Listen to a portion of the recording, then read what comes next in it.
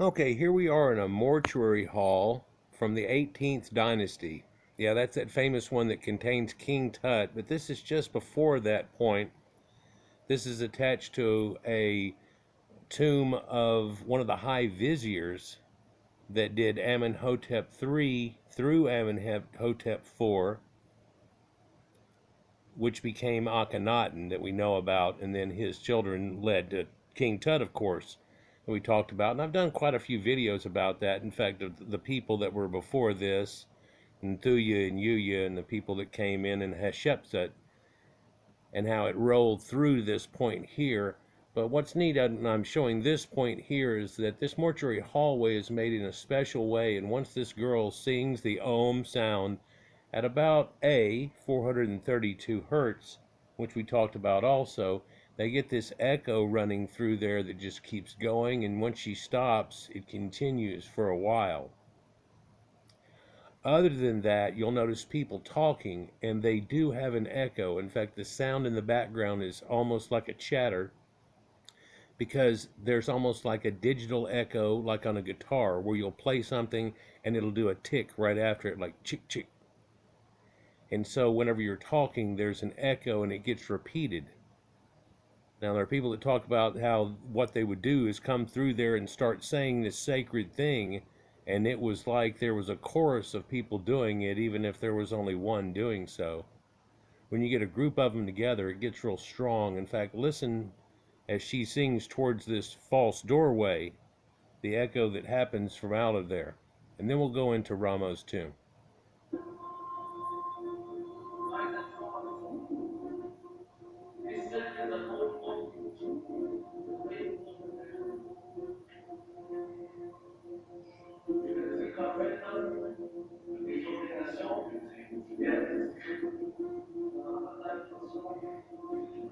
Now the walls are completely covered here, and I wish they would take the time to actually go around and look at that, but she stopped a second ago from doing it. In fact, in a minute the camera's going to turn around and she's not even doing it anymore, and you'll still hear that oh going on and the howl that's running through there. And hopefully you could hear through the chatter there that every time somebody spoke, there was somebody speaking right behind them. Almost as loud as their voice, too. It was a pretty good echo effect. Now, where this is, though, is attached to a tomb that's known for Ramose, and so we want to look at that. It's not the most fancy thing in the world, but again, it has to do with that 18th dynasty we're all familiar with. Here we are again at the end of that hallway that goes on. And so we'll let it play into the secondary part. And again, this is just an echo chamber.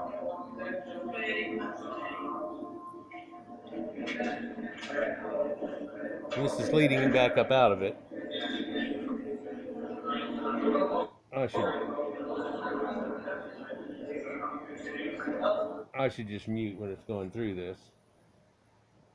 So this mortuary temple, and what we come out into is Ramoses' temple. And there's not much to see as far as artwork goes as compared to even that hallway, really, because all the artwork here is only done in black and white. In fact, I showed it in a video about a year and a half ago where there's a procession of people and they say, well, these are the Egyptians, these are these people, these are the people of Libya, here's Nubians, and how you can clearly tell that they've drawn them out, but it's like incomplete artwork. Whereas when you look at this and all the columns that were made and everything else, it's really done to a point. But don't tell me they got 99% through and then didn't do it. It seemed like they just left away from doing it, if you will. And what's important about it, I guess, or what wants to be shown here by me, is that they do have coloring and a mural on one wall. It shows Akhenaten and everything and the sun rays coming down to them. But on another wall, the only one that they really have available for you to look at here that's painted, and so let's go to it, and it shows them on the wall and the procession that goes along with it, the funeral procession and everything. You can see in here in the far right, they have carrying the bed with them, like we've seen King Tut's bed and so on, big jars and all that type of thing. And see all these people going down through here, and the lady, and the procession of mourners that goes on, and then there's a mourning that goes on from these people. Up to 70 days, I think is what it is, of a normal mourning period. You see the guy right in the middle there, he's got blonde hair though. It's kind of strange, but not really if you know this, especially this dynasty. It seems to be full of blonde heads, well, at least in the hierarchy, but then again, that goes on way into the pre-dynastic time, even in blue-eyed people, as we've talked about before and shown. So let's watch this go across here, and you'll see this funeral procession, and everything looks just normal what you would think. And of course, there's all the criers, the ladies with their wigs on, and how they're mourning. And what they're doing is throwing sand up, and you can even see that they've drawn the sand there below their feet. See if it's got it here.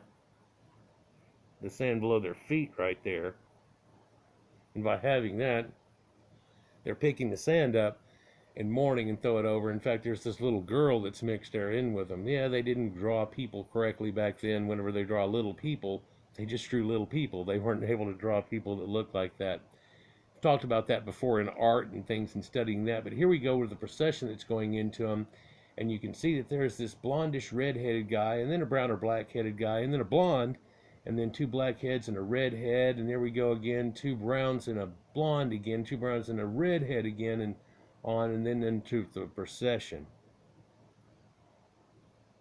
Looks like there are quite a few of those R1B people in this situation. In fact, if you looked real close at this, and I can't find a picture of it, but if you can get a close-up picture of this and what they have and what they've shown that it actually was, because it's kind of half smudged out, it's a picture of him and his wife, and he's got a red head too. There. So you can see his outfit. There's also somebody standing behind him. It's a blonde-haired person. It's kind of unique, but not really. For I've shown at least, 15 tombs now in depictions that are showing blondes and redheads and so on going through these temples. Now, here's another temple they're looking at here from ancient dynasties. And man, if I was to tell you that this is something that was made fairly modern, even though the bricks look a little ragged. This thing was made 3,400 years ago. Quite amazing. Whenever it's all just made out of bricks. Much like my house right out here is made out of bricks too. The staircase and the archway, which we would call a Roman archway now, but I've shown where they've got it in ancient Sumerian, the oldest of tombs. In fact, that was the thing that holds it up across the bridging. But that's for other videos too. Anyhow, so Tomb of Ramose. He is a high vizier and actually was the mayor of Thebes. He was the high vizier for Thutmose III and still contained it through Thutmose IV, and in doing so witnessed the coming of that Amarna period and heresy and the things that come out of that with Akenaten and his monotheism type of thing. We've talked a lot about this situation, but I'm just showing you more of what's going in connected to it. This exact same time and who these people were. And this is a rarely visited tomb. In fact, this whole complex is rarely gone to. It's one of those ones that's not really on the list. But if you go there often enough with these groups and stuff, you can get to go to that. They always try to direct you to certain ones. Once you've been a few times, you want to see something new though, don't you? Well, hopefully I showed you something new. Like, share, and subscribe. Enjoy. Peace.